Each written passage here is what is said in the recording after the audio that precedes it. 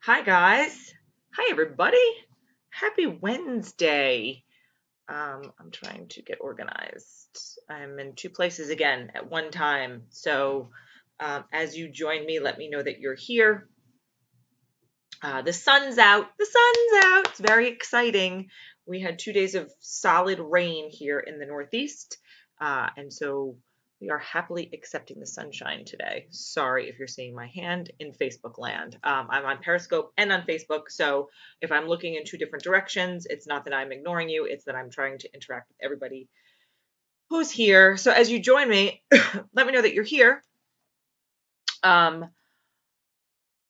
it's Empowerment Week at Why Am I Yelling? And yesterday we talked about how we can empower ourselves as women to support one another. And today I want to talk about how we can empower our spouses. Hi, Jack. How are you? Um, and why that's important to keep it going with your partner. Hi, Mish. How are you feeling today, my darling? There's a lot of interaction happening today in the Why Am I Yelling Facebook group. Oh, good. I love that emoji. Hands up, sister. Um, and I love it. I love all the interaction. I love all the back and forth with all the lovely people in our group. If you're not a member of the Why Am I Yelling Facebook group, get in there. I just got a text. Sorry. There's a lot of stuff happening. It's What's Your Word Month. We're talking about the words that you guys have chosen for the month or for the year, actually not for the month, for the year, and your goals to achieve that word by the end of the year or whenever it is that you want to achieve it, or how you're going to use that word throughout your year to ensure your success for whatever the goals are that you've planned for you and your family. So that's the story with the Facebook group. So get in there. We'd love to have you. Again with the text. Sorry. So it's Empowerment Week. We're doing a lot of talking about goals and communication and all that stuff like we do all the time. And I wanted to parse it out into the different categories of the ways that we can empower other people. And so quite obviously, it's going to come up that, our partners, our co-parents, our spouses, whatever your significant other, whatever you're calling each other these days, whoever you're shacking up with, it's important to empower them as well and for you to do it together, right? So I write my notes for my videos the night before. So I'm in bed, I do it, and I have my laptop and I have my notebook and I write my notes and I take my notes and I've got all my stuff going on. So last night I'm laying in bed, as the story always goes, and I'm like, okay, what are the most important things that we have in a relationship between a husband and a wife or two partners or whoever it is? And how can we empower each other to make sure that your relationship or our relationship stays on point?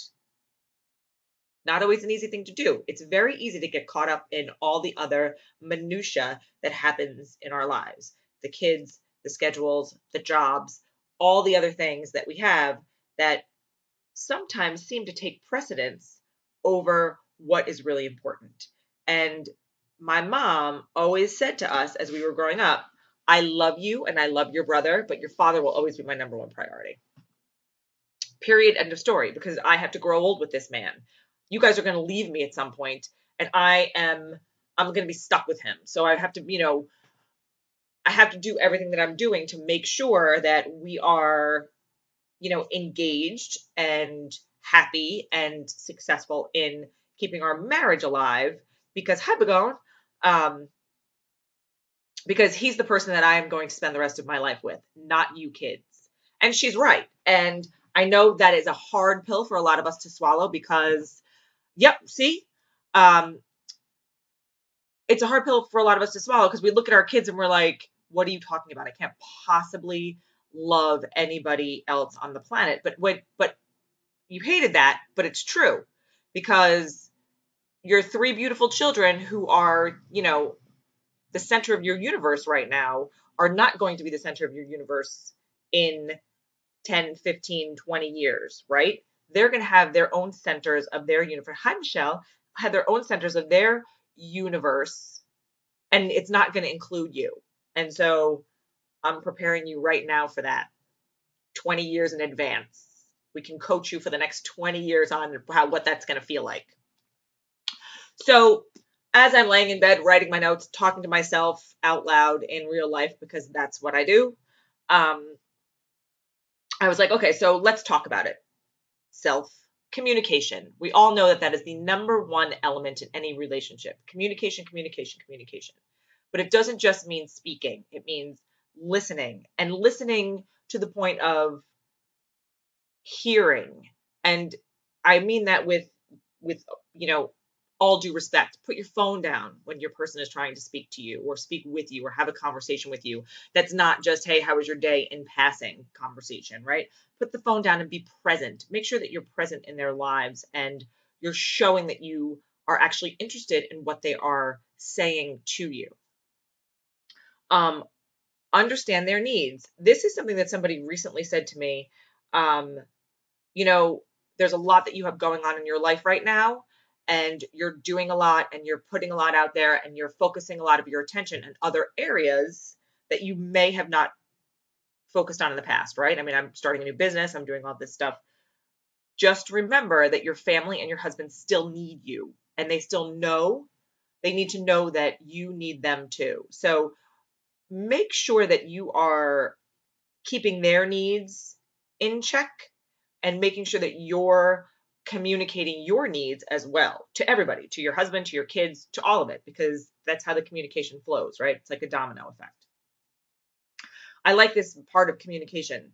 Adapt and improve, right? So every relationship ebbs and flows, and you go through the good and the bad. And when you decide that you are going to parent with somebody, spend the rest of your life with somebody, commit to somebody, whatever it is that you're doing with your person, you have to be able to adapt.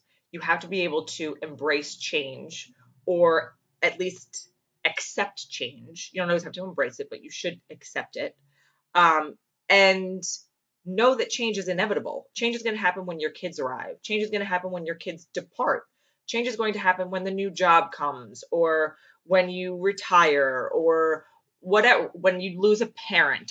There's always going to be some kind of change going on in your life, and it's a constant battle, right? So make sure that you're managing through that together, and you're communicating through that together, and you're listening and understanding and adapting to the change together. A lot of times, we're resistant to change, and your partner can see that and feel that. There's a lot of, feeling and seeing, and, I am really bad. I don't have a good poker face at all. So you can pretty much read everything that I'm thinking on my face when I'm thinking it, which is not, not necessarily a good thing. So when you're communicating, make sure that you are listening, you're understanding their needs, and you're adapting to any kind of change, and you're always working to improve whatever it is that you're building on. That's number one. Encouragement and support. Make sure that your person knows that you are their number one fan.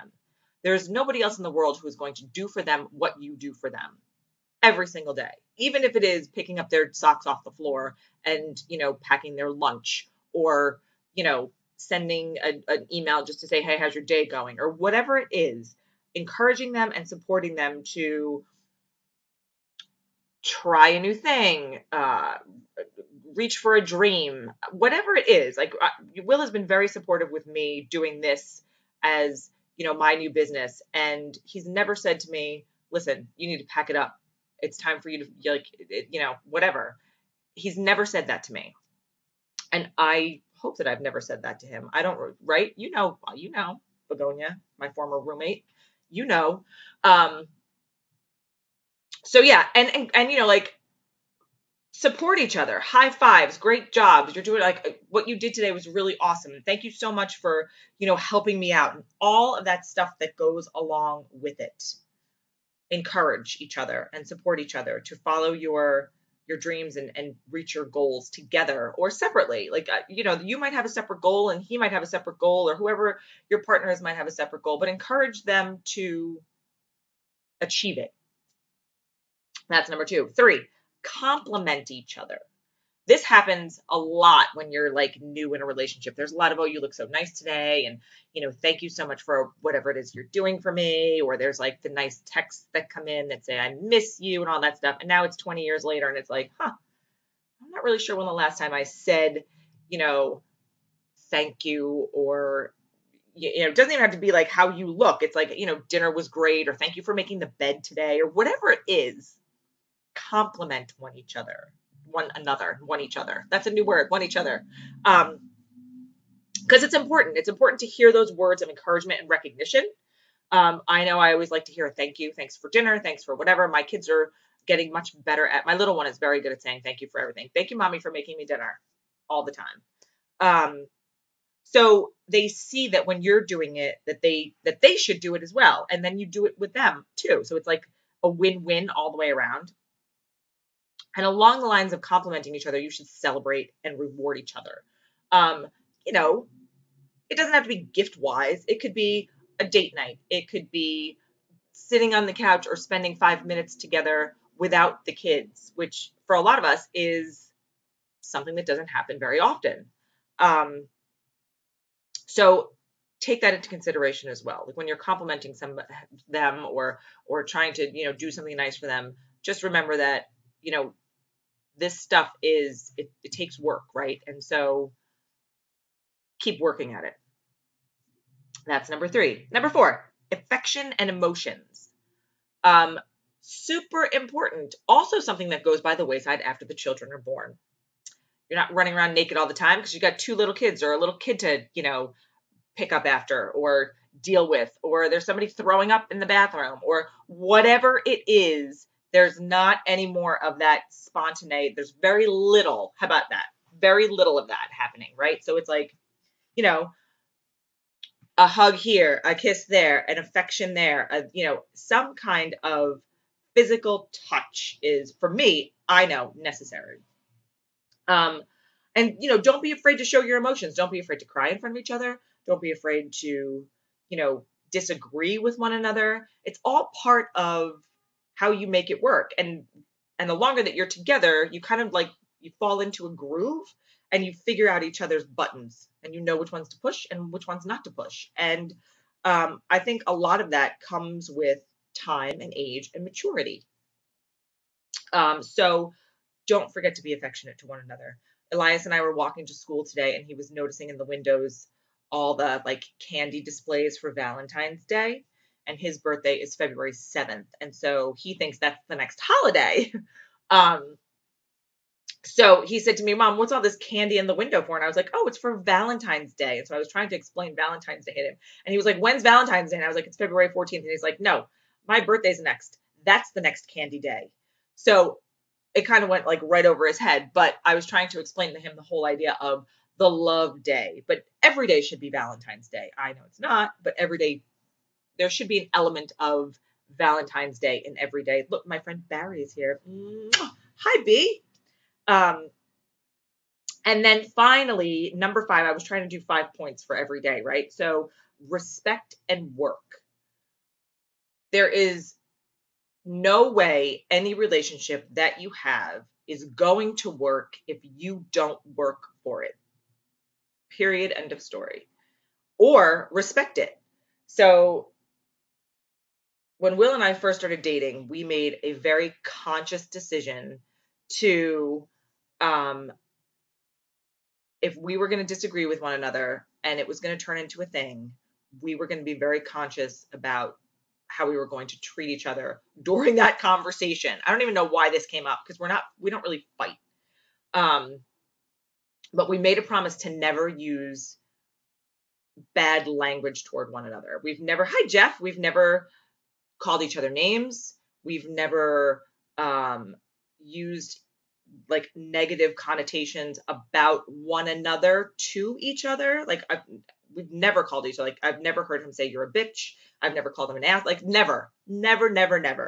Maybe in our brains at some point in our lives, because it has been 20 years, that has happened, but it has never verbally come out of our mouths. We don't call each other names. We don't use bad language to each other about each other. It's just not how we function.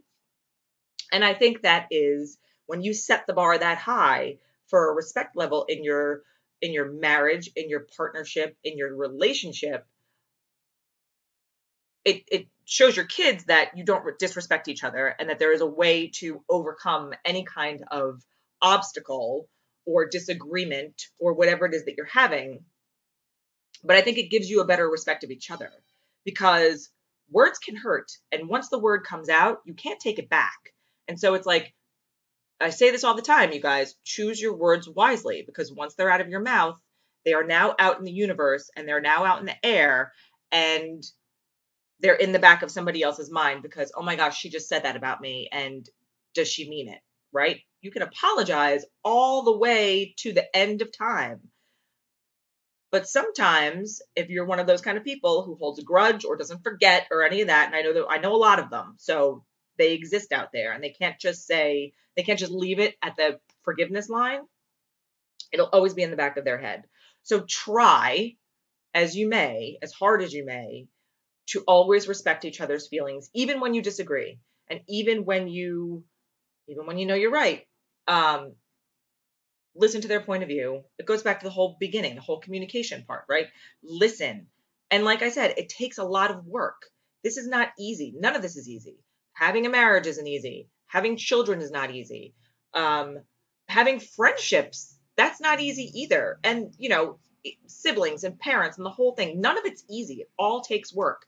And you have to be willing to put in the work in order to see them put the work back into it for you. Always remember that kids are watching. Always. They're watching even when you don't think they're watching, and they're listening. And as they get older, they want to watch and listen more because they want to know what's going on. They want to be a little bit more adult. They want to be treated with a little more maturity. And so, we're going through that right now. I was having dinner with one of my girlfriends the other night, and she and I were sitting at this end of the table, and the boys were at this end of the table, and Wyatt just kept looking over at us, and he was like trying to read the lips. And so I was sitting up like this and talking like this. And, there are certain things that the kids at these ages don't need to hear. And there are certain things that maybe it's a good thing if they hear. But censor your conversations around your children, folks, and make sure that you're doing it in a way that is respectful of your person, because that's the only way they are actually going to respect the people that they end up having relationships as well. Like they're emulating your relationships and the relationships of the people that you choose to put yourself around. So make conscious decisions. So that's it. Here's my recap.